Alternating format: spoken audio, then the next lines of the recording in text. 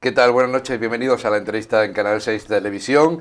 Hace tan solo unos días se conocía la noticia de que el director del Instituto Juan de la Cierva y Codorniu de Totana, Juan Francisco Talora Tudela, había sido distinguido por el Ministerio de Educación y Formación Profesional del Gobierno de España con el ingreso en la Orden Civil de Alfonso X el Sabio con la categoría de Cruz. Esto se informó a través del Boletín Oficial del Estado del 5 de mayo, que publicaba la orden de la ministra Pilar Alegría.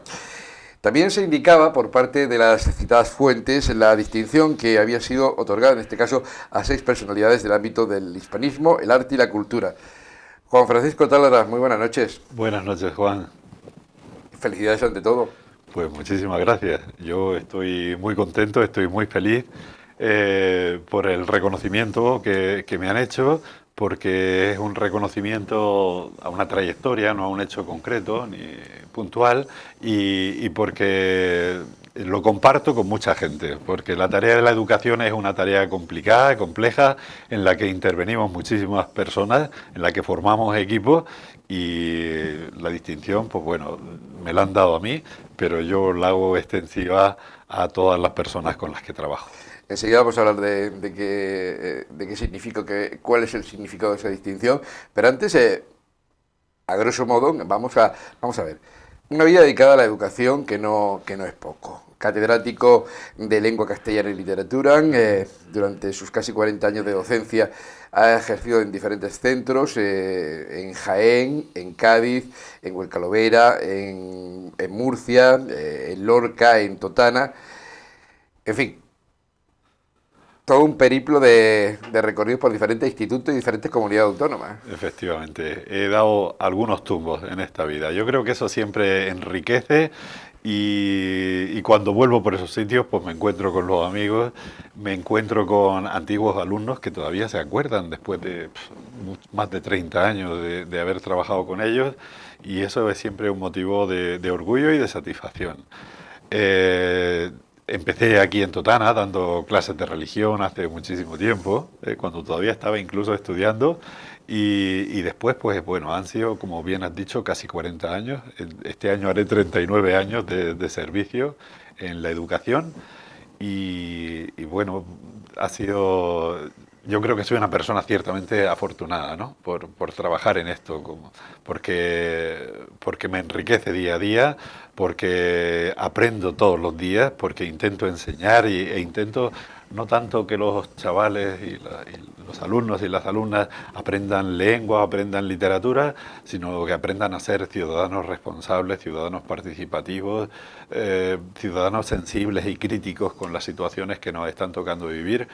Entonces, soy una persona afortunada. La educación no me ha servido, evidentemente, solo para pagar las facturas de mi casa, sino que me han ayudado a crecer como persona, y mi trabajo, soy un privilegiado. No privilegiado como piensa mucha gente, de qué bien viven los maestros, ¿no? Cuántas vacaciones y qué buen sueldo y qué seguridad. No, eso es una tranquilidad para mí, evidentemente, como lo sería para cualquiera. Pero fundamentalmente soy un privilegiado porque trabajo en lo que me gusta, porque creo que esto me rejuvenece cada año. En vez de envejecer, voy rejuveneciendo. Vamos. Y porque soy una persona optimista, positiva y que espera mucho en los jóvenes que no son el futuro, que son el presente. Vamos al pasado. Vamos al pasado, porque lógicamente, Juan Francisco, la educación ha evolucionado y no poco. De tus tiempos de instituto, de colegio, ¿qué recuerdos te vienen a la mente? Madre mía. Bueno, yo fui estudiante, hice hasta quinto, estuve en el colegio. Primero estuve en la cárcel, luego estuve en la cárcel, en las aulas que había de Santiago en la cárcel. Yo estuve también en unas aulas que hubo en las contribuciones, donde está ahora mismo la oficina técnica, creo que está ahí en el edificio de las contribuciones, ¿no? En ese edificio modernista tan bonito que está en la Plaza del Pueblo. Y luego mi madre me mandó al colegio de Santa Eulalia. Y allí hice sexto, séptimo y octavo. mi colegio con el que más identificado me siento es el Colegio de Santiago, el Colegio de Santa Eulalia.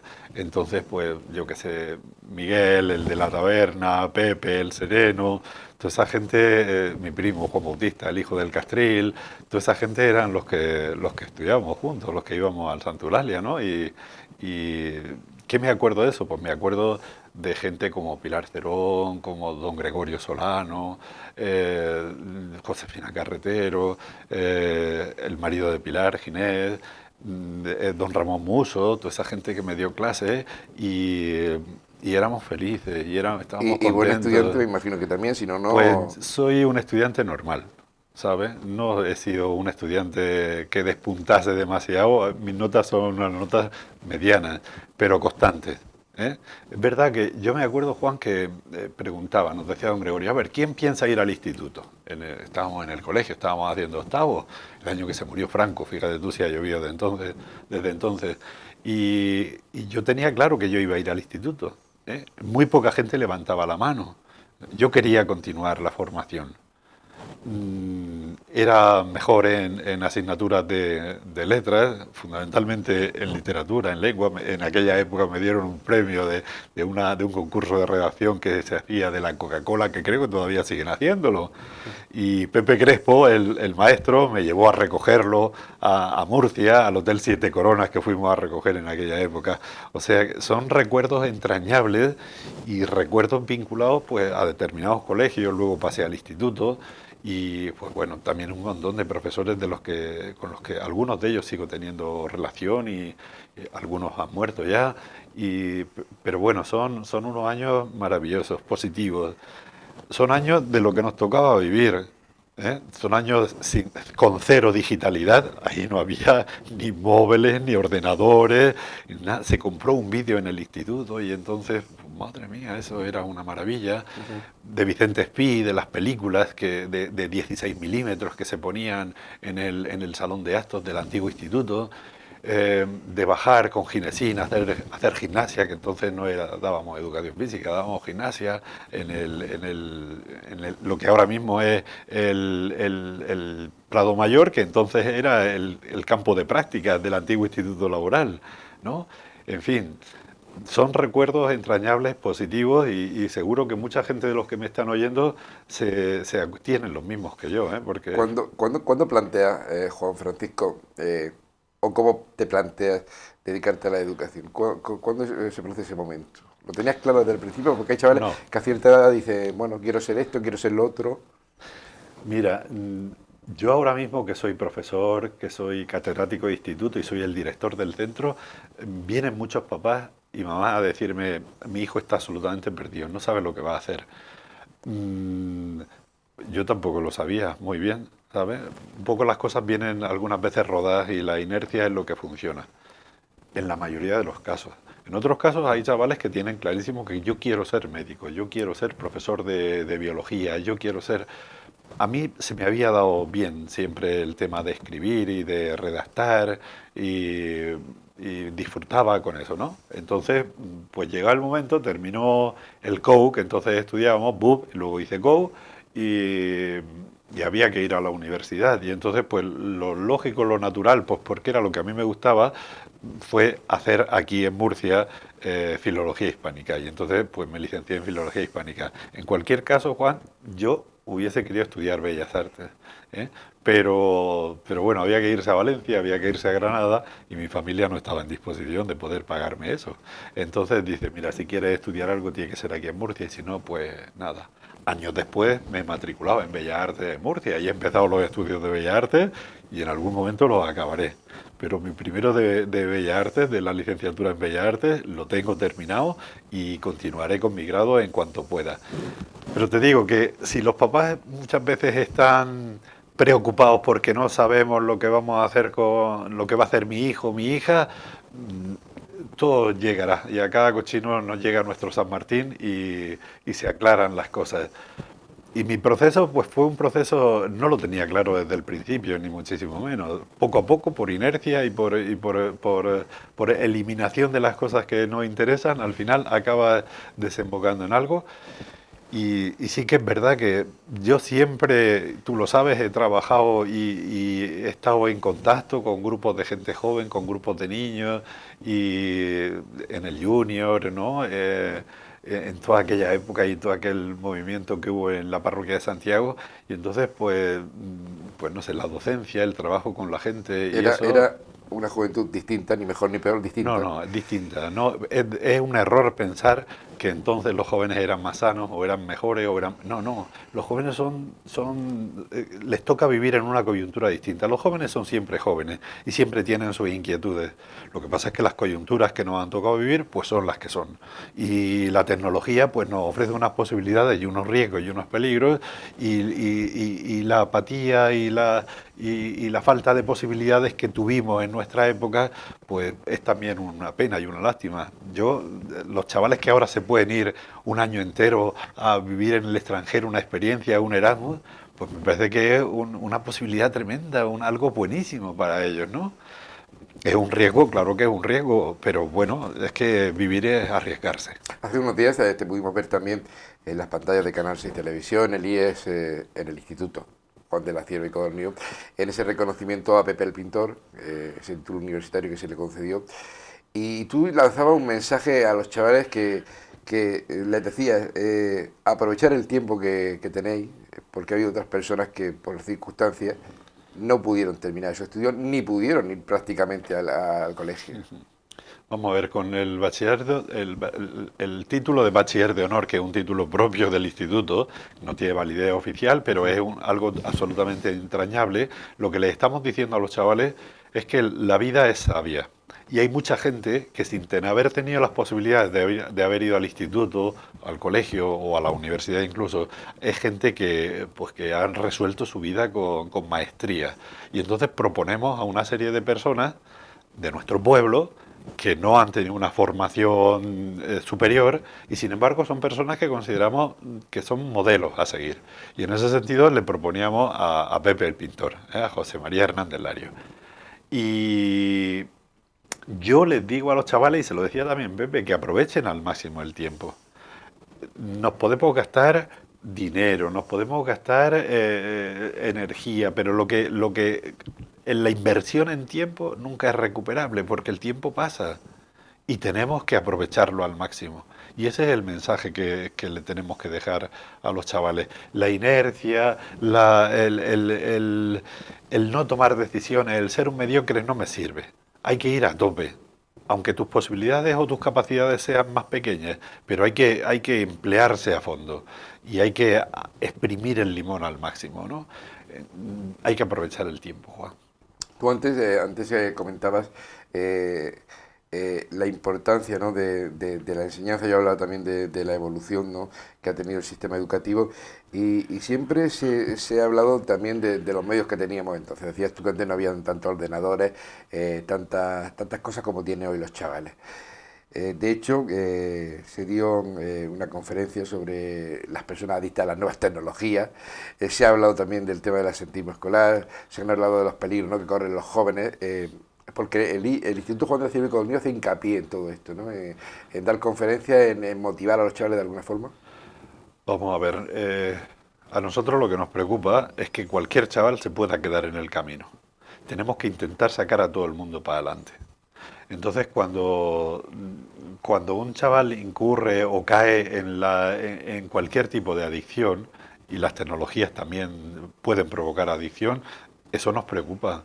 Cuando un chaval no le interesa y rechaza el instituto y deja de ir al instituto, eso es el absentismo, ¿no? No ir al instituto, fugarse, hacer tongas, ¿no?, que se decía en mi época, hacer pellas o hacer novillos.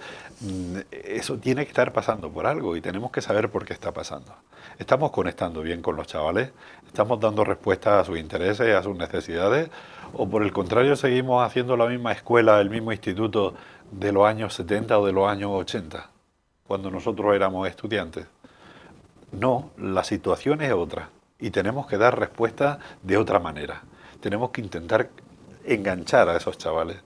Si yo estoy trabajando en una empresa y el coche que estoy fabricando sale defectuoso, es un coche que al poco tiempo deja de funcionar, la empresa que me va a decir a mí, oye, ¿cómo estás apretando estos tornillos? ¿Qué estás haciendo? ¿No? Y me va a pedir que revise mi procedimiento de trabajo. Pues algo parecido nos pasa también en los coles. Los profesionales somos nosotros, no los únicos responsables. También la familia tiene mucho que decir. También los medios y las redes tienen mucho que ver. Te iba a hablar del ¿Eh? papel del AMPA, ¿no? De los padres, ¿no? Pero no solamente del AMPA como organización de papás y de mamás, sino de la familia. O sea, estamos atendiendo de forma adecuada a nuestros críos. ¿Eh? ¿Le estamos dedicando el tiempo que necesitamos o no queremos que nos caliente mucho la cabeza? Ahora mismo, si tú ves, ¿qué hacemos con los críos para entretenerlos y para que nos dejen comer tranquilos? Pues le damos el móvil o le damos la tablet y el crío con meses está con su móvil y con su tablet, ¿no? Necesitamos también nuestro tiempo y nuestro espacio, pero a lo mejor ese no es el procedimiento más adecuado, ¿no? Necesitamos hablar mucho, necesitamos entenderlo, saber cómo se sienten, saber qué les agobia o qué les preocupa o qué les alegra y no que me dejen tranquilo, que vengo muy cansado de trabajar, ¿no? Antes hablábamos, Juan Francisco, de la juventud, ni mejor ni peor, que decías que era un error hacer comparaciones. En el caso del profesor, del director, siempre en aquella época cuando estudiábamos nosotros había un cierto respeto hacia la figura del profesor o del director. ¿Ha cambiado eso también en la actualidad? O sea, porque tú has tenido que capear situaciones y momentos, ¿no? Vamos a ver, la educación te he empezado diciendo que es un proceso muy complejo y en el tiempo que nos ha tocado vivir es más difícil todavía. Cuando en el proceso educativo no se reconoce la autoridad del educador, ahí hay un problema en serio. Yo puedo funcionar, vamos a ver, los directores de mi instituto, ¿sabes quiénes fueron? Pues fueron don Emilio Cobos, que era veterinario, el padre de César, luego fue don Rafael Ostén, ¿eh? Eh, y luego después ya no los pillé yo, pero los conozco. Después estuvo Milagros Valverde, luego estuvo Rafael Pastor, luego estuvo Gislén, luego Juan Valero, luego después de Juan Valero estuvo Juan Manuel y ahora estoy yo. Me ha faltado el primero, que fue don Vicente Berzal, que no fue director mío, pero fue profesor mío. ¿Cómo eran los directores? ¿Cómo era don Emilio Cobos? ¿O cómo era don Rafael Ostén? Eran personas con mucha autoridad, eran gente muy seria y si te mandaban al director, tú temblabas, te temblaban las piernas, porque era algo muy intenso, tenían unas personalidades muy potentes y una autoridad muy, muy marcada, pero era una autoridad también de otro tiempo. La autoridad que yo ejerzo es como la de ellos, es distinta, no es mejor ni peor, es distinta. Yo creo que es una autoridad que está adecuada al tiempo en el que estamos viviendo. Pero te aseguro que a mí los chavales me respetan, ¿eh? La autoridad no la impone quien la ejerce. La autoridad la otorga quien tienes delante. Entonces el chaval tiene que reconocer que tú eres la autoridad. Si no lo reconoce, por más que tú que te empeñes, eso no va a salir. Entonces el estilo de la dirección ahora mismo es completamente distinto. Tienes que hacer que el otro asuma que tú tienes el principio de autoridad, pero te lo tiene que reconocer y te lo tiene que conceder. Y eso no es sencillo. Ahí hay un procedimiento y hay asumir los roles, los papeles de cada uno. El director soy yo, no soy una persona intocable, no soy una persona que viva en las estrellas ni en las nubes, sino que estoy cercano a ti, pero yo soy quien tiene que hacer que las normas y los procedimientos se cumplan. Porque en un colectivo muy grande de gente como es un instituto de 1000, casi 200 personas, es complicado, si no tenemos normas, pues poder convivir, ¿no? Y el director es quien tiene que hacer que las personas del centro asuman los procedimientos, asuman los planes, asuman las normas. ¿De qué adolece, Juan Francisco, el sistema educativo hoy en día? Pues adolece de recursos. Vamos a ver, ahora mismo nosotros que tenemos un proyecto, somos un centro Erasmus y todos los años mandamos a profesores al extranjero, mandamos a chavales fuera, y ¿qué es lo que vemos que tienen en otros sitios que no tenemos nosotros?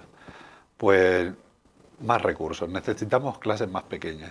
Si yo quiero atender de forma adecuada a todos los chavales, necesito que haya menos críos en una clase. Si hay 35 chavales en una clase o hay 33, es muy difícil. Además, clases muy pequeñas.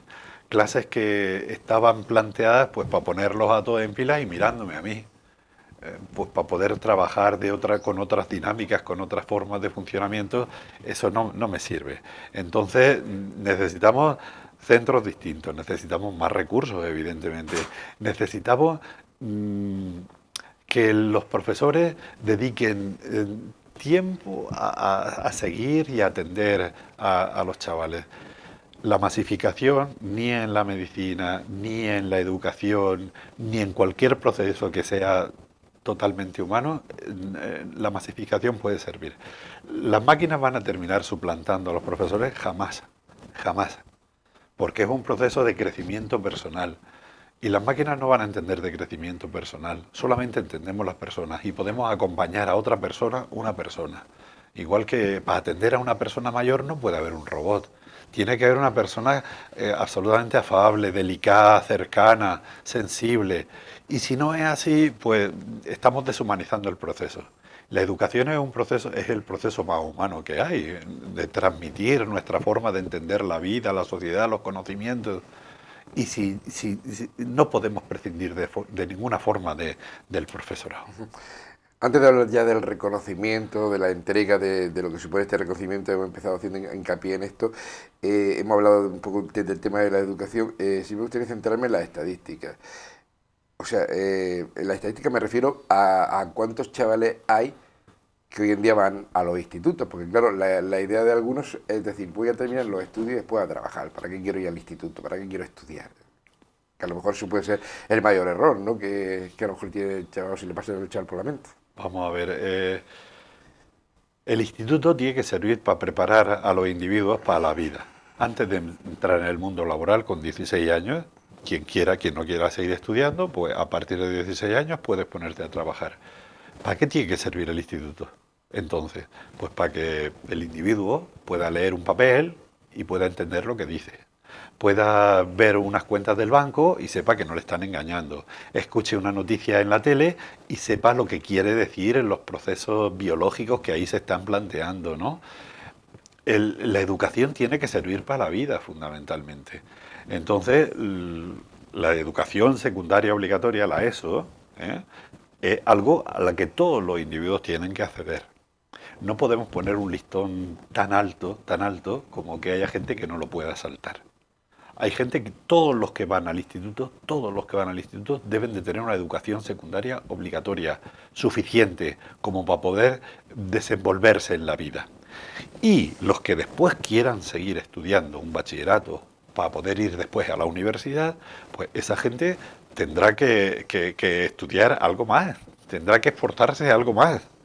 ¿eh? Lo que no podemos permitir es que haya chavales que abandonen el instituto fracasados, que se vayan a la mitad, que no hayan aprobado.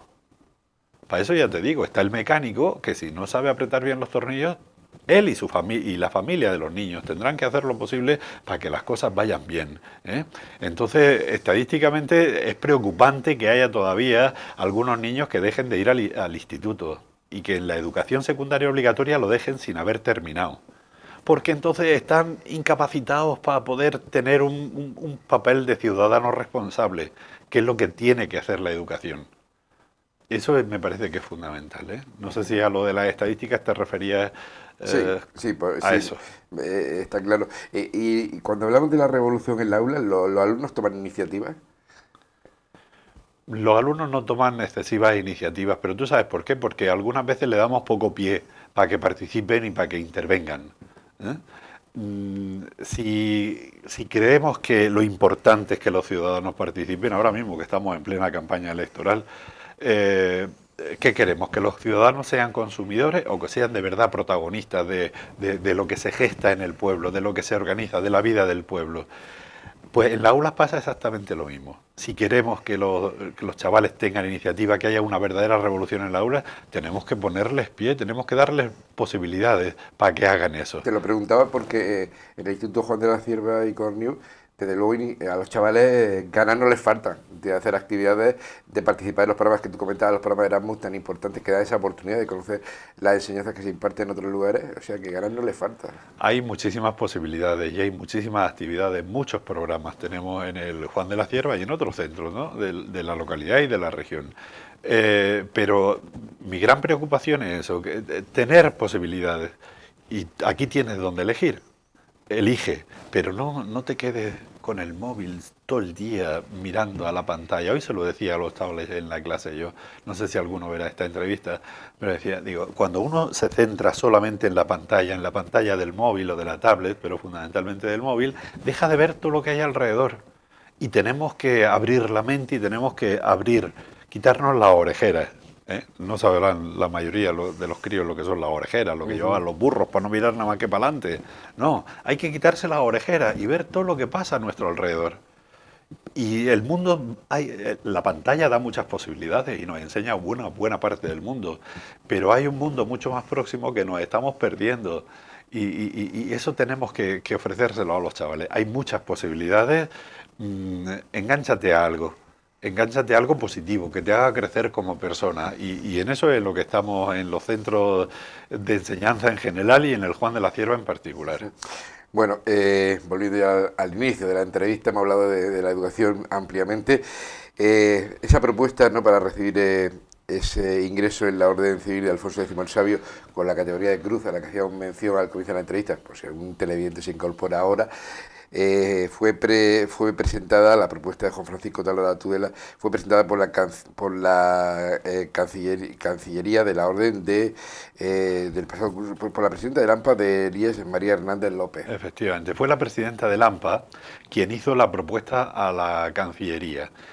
Vamos a ver, una orden civil, las órdenes son unas estructuras complejas que tiene, en este caso, en el caso de las órdenes civiles, el Estado, cuyo el jefe de la orden, ¿no?, el gran maestre de la orden, es el rey. La canciller, quien gobierna en nombre del rey, es la ministra de Educación.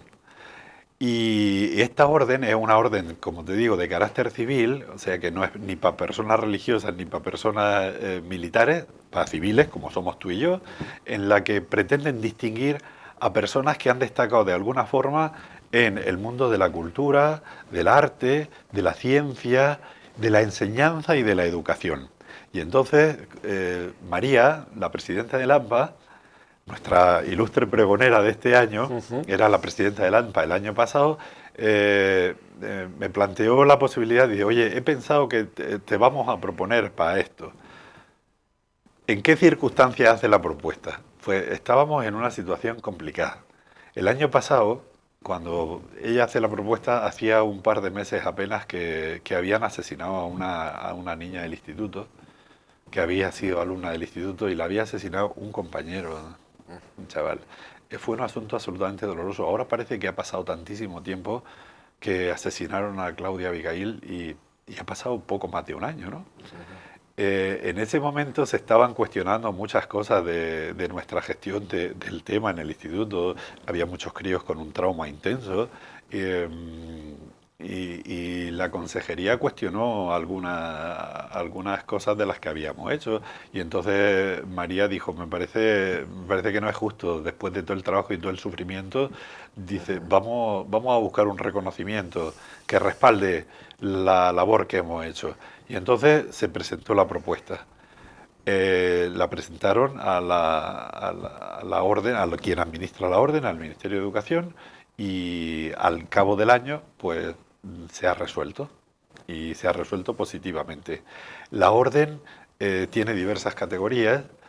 Se puede distinguir a una persona con el collar de la orden de Alfonso X el Sabio. El collar solamente se otorga a los jefes de Estado y de Gobierno, o se le puede distinguir con la Gran Cruz, que es a personalidades muy personales, muy grandes, como por ejemplo Juan Manuel Serrat se la dieron el año pasado, la Gran Cruz, y luego, pues bueno, el común de los mortales, a los que no quieren distinguir, nos otorgan la Cruz de Alfonso X el Sabio. Luego hay una categoría inferior también, que es la medalla, que sería la básica, ¿no?